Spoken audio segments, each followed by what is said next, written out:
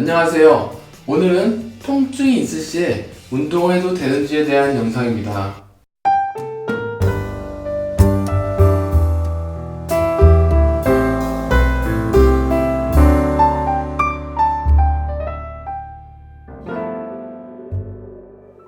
허리를 다치고 나서 허리에 통증이 있다면 운동을 해도 될까요?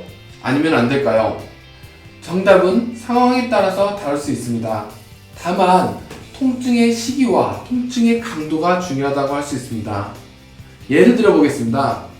만약 허리를 다쳤다면 허리를 다친 지 한 달 이전에는 통증이 없는 상태로 아프지 않는 상태로 운동을 하는 것이 좋습니다. 다만 허리를 다친 지 한 달이 지난 후에는 통증이 있어도 운동을 하는 것이 효과적입니다.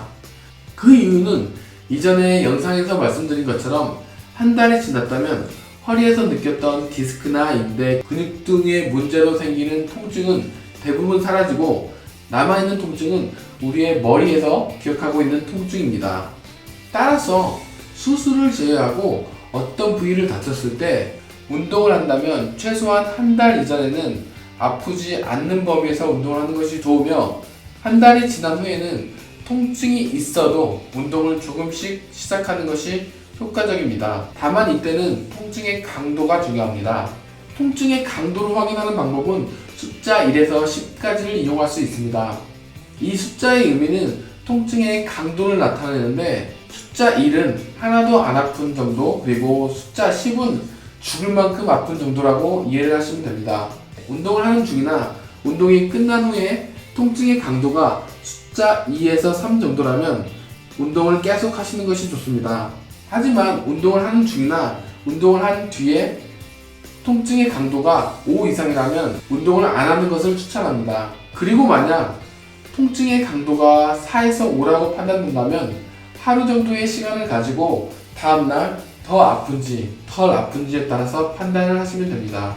특히 통증이 몇 개월 이상 지속된 만성 통증이라면 통증이 있어도 운동을 하는 것을 강력히 추천합니다. 여기 연구를 보시면 통증이 몇 개월 이상 지속된 만성 통증일 때 오히려 통증이 있을 때 통증과 함께 운동을 하는 것이 통증이 없는 범위에서 운동을 하는 것보다 더욱 효과적인 것을 확인할 수 있습니다.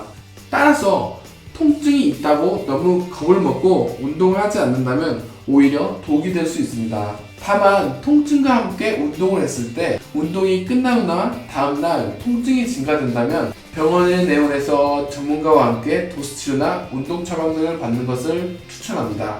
이유는 다른 원인으로 인한 통증일 수 있기 때문입니다. 예를 들어 잘못된 방법으로 운동을 하거나 안 좋은 습관으로 통증이 생긴 경우에 이러한 안 좋은 습관이나 잘못된 운동 방법이 다시 통증과 관련된 자극을 만들어낼 수 있기 때문입니다. 실제 다른 연구에서는 통증이 몇 개월 혹은 몇 년 지속된 사람들에게 약 50%의 확률로 머리에서 느끼는 통증과 그리고 실제로 몸에서 느끼는 통증이 같이 있을 수 있다고 보고되었습니다. 그럼에도 운동을 해서 통증이 심해지는 경우라도 대부분 휴식을 취하면 다시 예전 통증 상태로 되돌아갈 수 있습니다. 따라서 통증이 아주 심하지 않다면 통증이 있는 범위에서 통증과 함께 운동을 하는 것이 하나의 좋은 옵션이 될 수 있습니다. 중요한 점으로는 통증 강도는 여전히 2에서 3 이내로 하는 것이 좋습니다. 마지막으로 오늘의 결론입니다. 첫째, 다친 지 한 달 이내라면 통증이 없는 범위에서 하는 것이 좋습니다. 아프면 하지 말아야 합니다.